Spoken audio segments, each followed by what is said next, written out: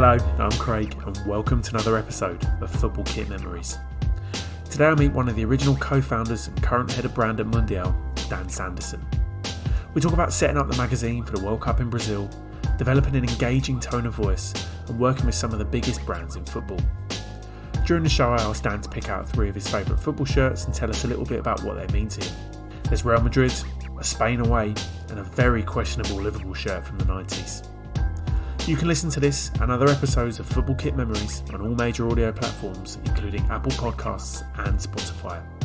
Please do subscribe, share, and above all, enjoy the podcast.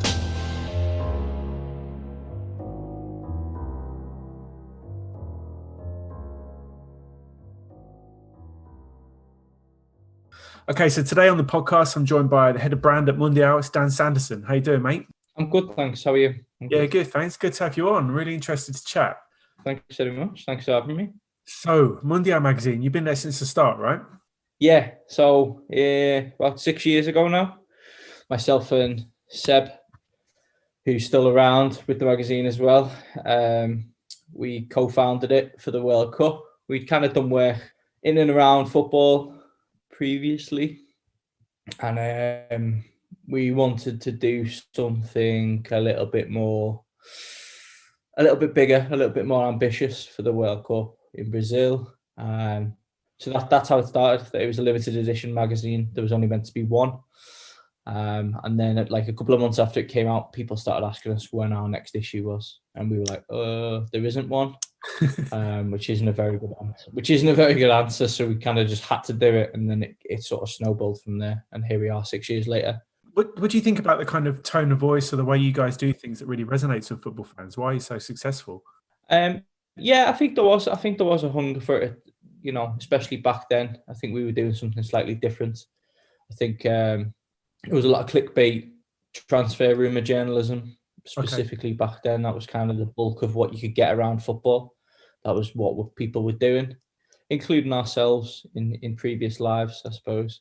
Right. And we just kind of didn't do that, and that was enough for a while. And we did, we tried to do something different and tried to talk about the culture around football, which was, back then, which is only 6 years ago, but it was quite different. It was a little bit more naive, and talking about football kits and talking about boots and talking about things that didn't happen on the pitch were a lot rarer than they are now. Right. So we did it with a tone of voice. We always wanted to talk to our audience like we talk to each other about football, which some people like, some people don't. It's kind of some people like their football journalism a little bit more straight down the line, and we just tried to do something different. And there was enough people who really liked it to kind of keep us going and to give us a bit of a foothold. And we extended that to social. Extended it a little bit digitally, and it sort of just snowballed from there. And I think it filled a gap in people's lives for people who loved football but perhaps weren't necessarily bothered about the headlines and the transfer rumours, etc., etc.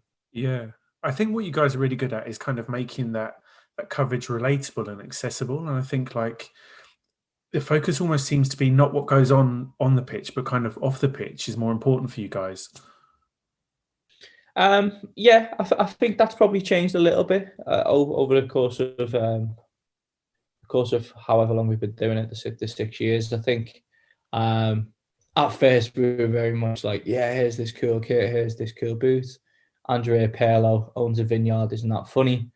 And you can just get that information anywhere now, right? Like that was.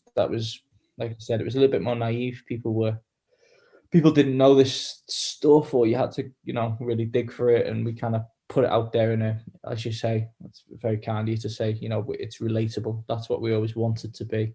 Yeah. We didn't want to kind of be, we all go to football. We all play football. We all interact with it on that level.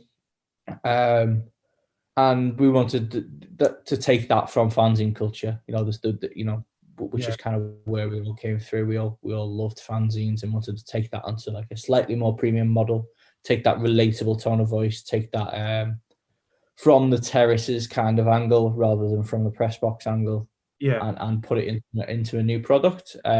I think we achieved that. I think to your point, Yeah, at first it was definitely what happens around the pitch, or what happens kind of away from the 90 minutes. I think more and more those two worlds have collided in the 6 years that we've been doing it. I think you can see a lot more players' character come out on the pitch. I think we get better access. We get, even down to camera angles and stuff, and the things that BT Sport do, where you can sort of see behind the scenes and you can see in the tunnel and stuff. That world has closed in a bit, and what a player does in his personal life and what he does on the pitch are closer than ever. And we've moved with that. So I don't think it's I think we treat them equally now. You know what I mean? What Marcus Rashford does for free school meals, and the fact that he's an incredible footballer, we want to give that equal billing. Yeah, that's interesting. It's really important. And I guess like you're not only kind of like much loved around with football fans, but brands actually engage with you guys as well to do work for them too. Yeah, I mean, after a couple of years of kind of doing it as an expensive hobby, we turned it into a very expensive life, I suppose, or job or whatever. And brands did come to us, and we had contact within the industry, and we tried for a long time, and nothing really happened. And then I think through sheer perseverance, it started to happen with some brands who very kindly took a chance on us. I think one of the first ones was Lecoq Sportif. Okay. When they had Fiorentina and Saint Etienne's kits, and they did like a UK launch for that, and we were involved. Yeah. And we'd worked with brands in previous lives at agencies and stuff, but we'd never really seen that link. We'd like, this is just our passion project. And then it started to be like, oh, maybe there's a bit more to this. And I think as brands started to look, as you say, to interact with their audience in a little bit more of an honest way, I suppose. Right. We tried to be the people to do that for them. And now I'd say that's 80% of what we do. The magazine's on pause currently, but that's not really anything to do with the fact of how the magazine was performing. It's more the fact that the world's on fire. Right. But when we paused it, it was 20% of what we do. It got our tone of voice out there. It showed people what we could do, but the rest of it is us creating content for brands.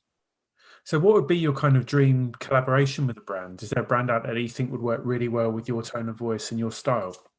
I mean, we've got, we're lucky in that we've kind of ticked a lot of boxes. We've got to do some really cool stuff. We've worked with football clubs on launches. We've worked with brands to try and get football clubs on board with some massive projects. Probably the two biggest. There's only so much we can talk about, but the two biggest kind of kit deals in the Premier League in the last 10 years or so.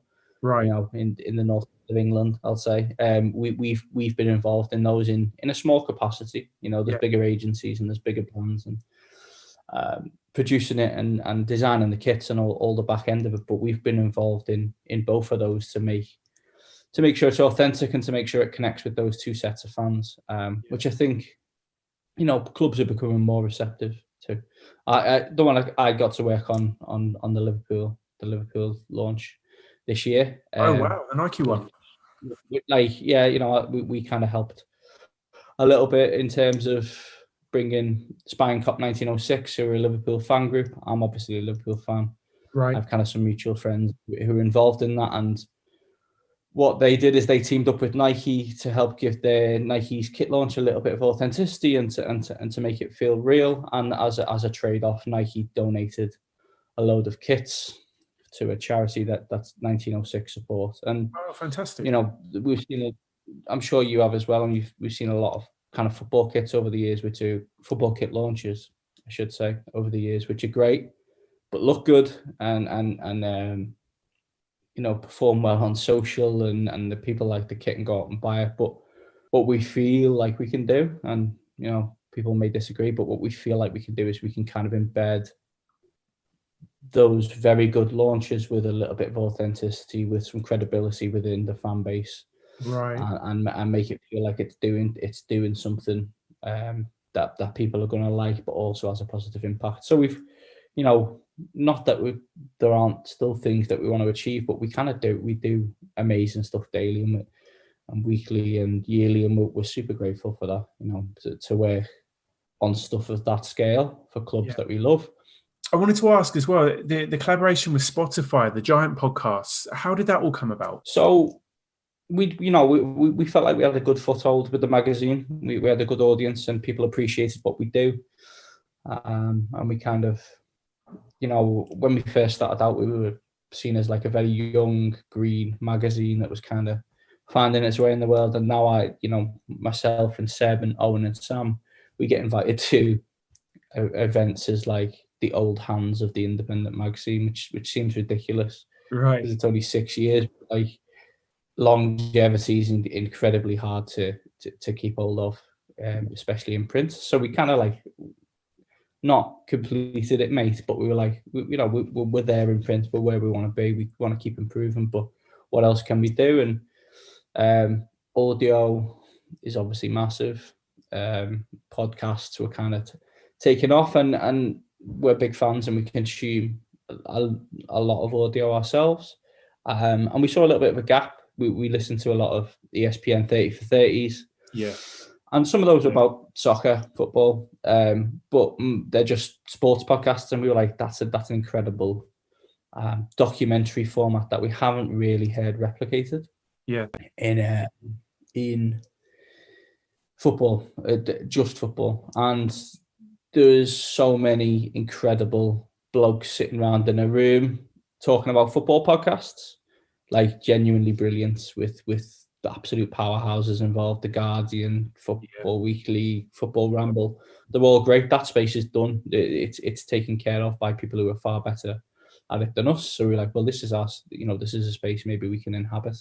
Mm-hmm. And then it was a very long process of kind of finding a partner that would trust us to do it to the best of our ability, because particularly with the first series, when we were kind of making 45-minute documentaries about the MLS and stuff, that costs money. So we didn't want to just do it and half do it on our budget. We wanted to partner with someone, and Spotify came to us in the end, and we had a quite a long process with them where they were, they trusted us to go and do what we wanted to do, and to amplify some of these stories that we've wanted to tell for years. The Magnificent Seven, about a woman who played in each of the Women's World Cups and stuff like that, was stuff that we've spoken about for a long time. And we got to do it, and we're in our second series now.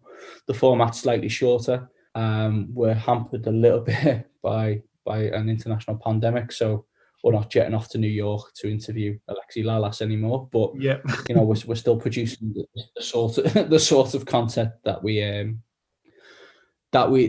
really proud of, and in the format that we're really proud of.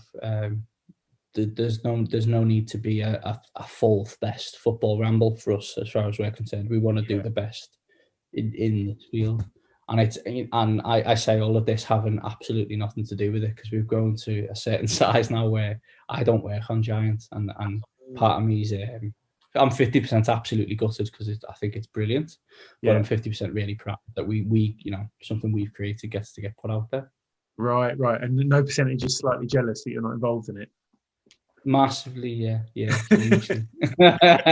Yeah, I mean, it's but I get to do a lot of great things that they don't as well. And when they're in a studio recording voiceovers and cutting things and making edits and stuff, that I'm sure they're a little bit jealous that I don't have to do that. But that's where we are with audio. We think we can kind of inhabit that high quality documentary space quite well. Nice. So I listened to the Scotland one today. I'm looking forward to the next series and all that kind of stuff. It's good stuff, mate. Great. So thanks very much. No worries. So listen, I've got one more question on the kind of career stuff before we talk about football shirts. Being who you are and what you do, what do you think of the term football hipster?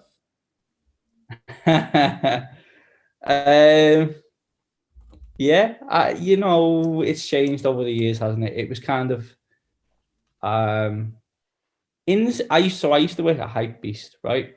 Okay. And that started out as like the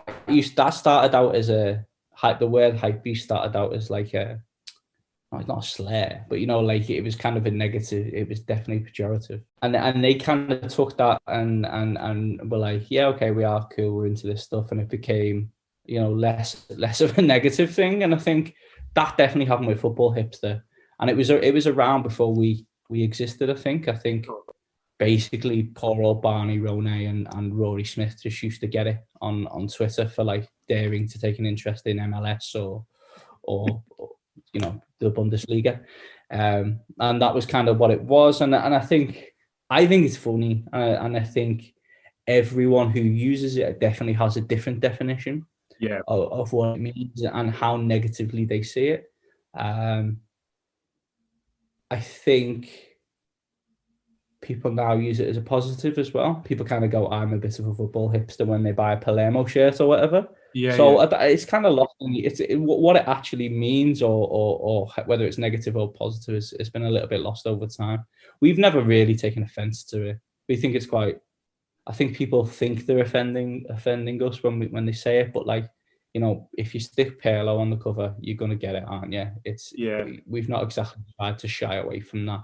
We had a painting of Francesco Totti on one cover, I think. So you've got to own it to some extent. But I also think it's like, I don't really know what it means anymore. It's you can watch Bundesliga on BT Sport or whatever. So is it something that exists? Is it are people really going on a record shopping trip to Hamburg and catching a St. Pauli game? Probably not. Well, I think you guys have always been very good at kind of like being able to laugh at yourselves as well. Like I remember like the Reads Mundial once meme thing that used to run. Like, do you still do that on social? I haven't seen it in ages. Yeah, sort of. I mean, the magazine's not coming out, so it's a little bit hard to to do that at the moment. But yeah, like I think particularly on social, we've never really taken it that seriously. I think people think that we're being serious all the time, but like we're not. We know there's too many football kits. We know there's possibly too many boots out there, and that the Brazilian fourth division isn't necessarily like it's. We've always been kind of taking the piss out of ourselves because that's what fanzine culture did, right? And that's where we came out of it. And we've got enough people around us who don't work for the magazine who'll tell us, you know what I mean? Particularly like back, I live in London now, so particularly back home, if a tweet goes out and if it sounds like we're taking ourselves too seriously, or if it's too football hipster, I'll get a slew of WhatsApps being like, "What's this?" So there's enough. I think there's people who are beyond our audience or maybe aren't familiar with us who 50% of them think we're like tragic kind of football casual, want the good old days back characters, right? And then 50% of them think we're like we ride to work on a penny farthing and only watch Superliga games, and the truth is just somewhere in the middle. Probably. Yeah, exactly. No smoke without fire and all that kind of stuff. Yeah, no, some of it's not incorrect.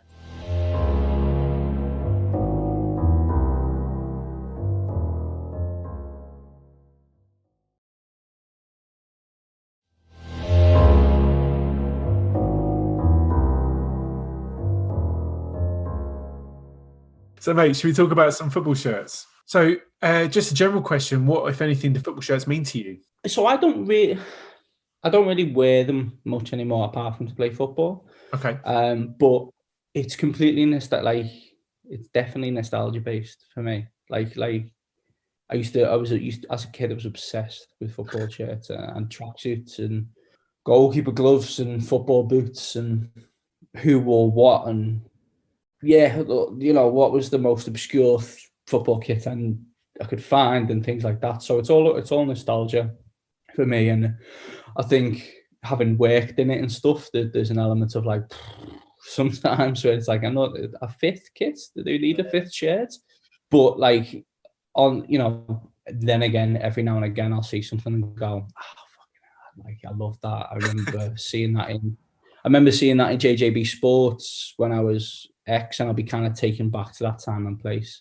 And I'm quite like that about everything. I remember really to other people, boring detail and stuff like, oh, that was the shirt they wore when this, and this. And I'm like a little bit like that with records. I'm like that with trainers. Right. I'm like that with football generally. I'm just quite a bit of a, I think my parents just would say like a bit of a stato, a bit of like, I remember that thing, and it's all very rose tinted. You know what I mean? Like I'll see something like that. Oh, that was great, wasn't it, when that happened? And I like last week we did the Paul McGrath podcast about him marking Baggio out of the game in USA '94, and like I vividly remembered being in Salou with my family, a big family of kind of Scousers who adopted Ireland as their team in that World Cup, and we kind of, you know, and I remembered all, and that's when I had that Juventus shirt, and it was a Baggio shirt and stuff. So it's all linked into like, as everything is with football, for someone who's overly sentimental like me, it's like it reminds me of my granddad, and it reminds me of family holidays, and it reminds me of being bought something and falling in love with it. So I think that's what they mean to me. Generally, I think it's sometimes I'm a bit jaded and a bit like, but every now and again something will just hit the spot, and I'll be like, it'll take me back to like a perfect moment. Nice. So you picked 3 kits, and we're going to go into your first kit, which is the Real Madrid 01-02 by Adidas, the home shirt, the white one. How come you pick this one, mate? Steve McManaman. Right. Basically. He was my hero growing up. And like I loved Robbie Fowler, loved Michael Owen, Rush and all that, but McManaman was like, he was a skinny kid with curly red hair, and that was what I wanted to be. And I nearly, the year he left, I nearly got the Liverpool shirt with McManaman on the back. And I remember being in the club shop, and there was all these Bosman. I didn't know what it was at the time, but there was this rumour going around that he was going to leave, and I kind of bottled it, and I think I got a goalkeeper kit. Oh wow! And then he went to Real Madrid. Real Madrid, and I was even more obsessed, because, as I said, the more obscure the better. And like we used to go on family holidays to Spain and stuff, and I just wanted the Real Madrid shirt, because I wanted to be like Steve McManaman. And the reason I particularly like this one is just because it's like the anti-modern football shirt, right? They've just taken pretty much everything off it. Yeah, it's beautiful. And it looks like it could be from like 1972 or something. Yeah. Which I really like, and I think only clubs like Barcelona, Real Madrid are brave enough to do that. Actually, you know, Celtic do it every now and again. Celtic go super back to basics, but I think you've got to be like a gargantuan, confident club to just go, fuck it, we're just going to take everything off. It's just going to be the crest, maybe 3 stripes, and that's it. So I really like the shirt, but as with everything, as we've just discussed, it just reminds me of kind of like snatching glimpses of McManaman playing in La Liga. Yeah. And of course, he was quality over there, wasn't he? He had like a real good time in Real Madrid, I think. Yeah, I think he was probably one of that era, because obviously there was a lot of players who went in the era before abroad, like Gascoigne and stuff, but I think he was the success story of that era, you know? I think Beckham had a bit of an iffy start in Madrid and kind of turned it around. Michael Owen had a torrid time. But McManaman, I think did he win the Champions League twice? Good point. Not bad. He certainly won it in that shirt. He came on in the final, didn't he? Yeah. He scored in the Champions League final. I wrote about it in the mag a while ago. Moving on. So the next shirt you've picked is another Spanish shirt, but it's a national team shirt, and it's an away shirt from Euro 2000. How come you pick this one? The Spain shirt, yeah, it was one that I knew was expensive. I suppose it was a real kind of, can I have that thing on holiday? Yeah. It was one I knew that not a lot of people, if anyone, would have when I got back to England, and that was kind of something that I really wanted. And it was one that I kept for like maybe 10 years after I had it, and that's not something that I really do. Did it still fit you? Probably not, to be honest, but it was kind of like, I can't throw this thing away. But I don't really remember much about that team. I suppose that Spanish team was like before the real golden era. But I just loved it. I loved the shirt. Yeah. Did you take much of an interest in Spain in that tournament at all then? Because you had the shirt, it was just pure for the fact that it was a bit rare and something you could show off with. I think we always kind of, think I always quite liked the Spanish team. Yeah. I don't think I loved Raúl and players like that. But I don't know. It wasn't quite that Torres team, I suppose. So it wasn't something that I really I was passionate about. But like I quite liked them. I quite liked them as a team. Yeah, and it's a great shirt. It's great, classic bit of Adidas. Yeah, exactly. It's kind of got all the hallmarks of a great Adidas shirt, and similar to the Real Madrid one, I suppose. It could be from sort of anywhere in that kind of 30-year period, which I quite like about it. So, mate, for your third shirt, you've stuck with Adidas. That's quite interesting, quite telling, perhaps. But yeah, maybe you've picked something quite interesting here. It's the Liverpool 94-96 third shirt by Adidas. Now, all the amazing shirts that Adidas did for Liverpool, you've gone and picked this one. Tell me why. I think it was my first shirt, or it's certainly the first shirt I remember. Right. Like having Fowler 23 on the back, and like having the shorts and having the socks. But this is the one I remember going to the club shop and getting it printed.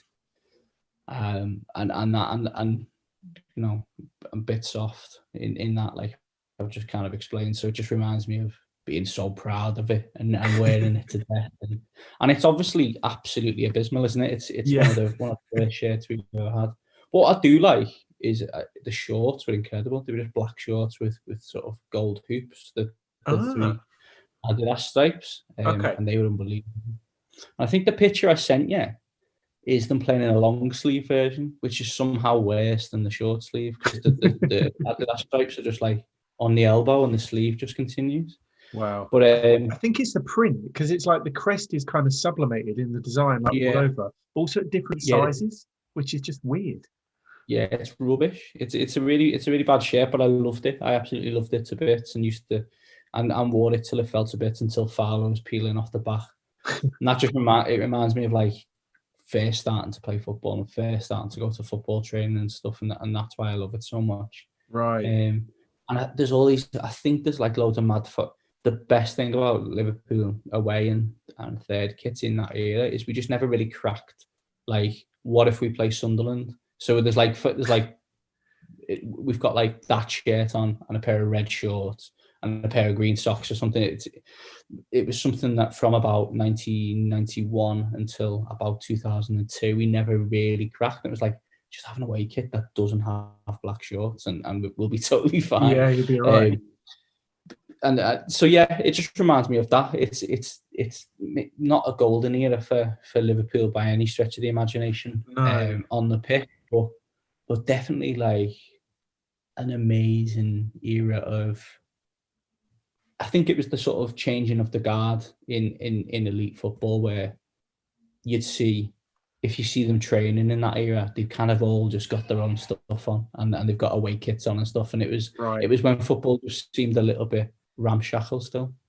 And like, was Fowler the guy for you then? Was there no question you were getting him on the back of the shirt? Well, it was McManaman, but his name was just really long and expensive. Oh, you pay by the letter at the club shop. Yeah. But like Fowler was what everyone had on their shirt, you know. He was what you got on the back of your shirt, I suppose. McManaman was always my favourite player. But like, yeah, Fowler 23 as well before he moved to number 9. Yeah, the Michael Jordan number. It's nice. Yeah. I always argue that. Yeah, it's Robbie Fowler and David. I wonder if Michael Jordan knows who Robbie Fowler is. I don't know whether Robbie Fowler knows who Michael Jordan is. I think maybe it's either way. I don't think Robbie Fowler knows who Michael Jordan is. I think probably that it's that way around. Yeah. I'd like to hear a podcast where the two of them meet, to be honest, see how that pans out. So, mate, what's next for you guys at Mundial? We just need to see what this year holds. To be completely frank, we need, football has returned, but not in the way that we can interact with it to the best of our ability. We want to be going to matches, we want to be on the ground, but we're obviously very aware we can't do that until it's safe. The Euros plays a big part in what we're going to do next, I suppose, and we've got loads of plans. We've got loads of plans for audio and video. Sorry about that. With the baby crying. Yeah, I've got loads of plans for bedtime. watching In the Night Garden and stuff like that, more pressingly, but more of the same in answer to your question. Nice, mate. Nice. Well, I'm looking forward to it. And thanks so much for your time, mate. Oh, thanks very much. I enjoyed that. It's something I really like talking about, and thanks for your patience. I appreciate No worries, man. No worries.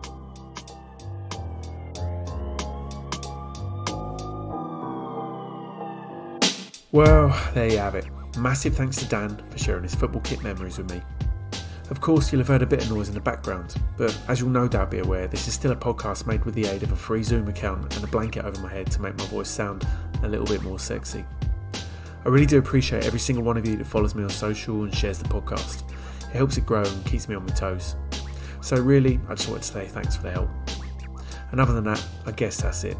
Until next time, I'll see you later.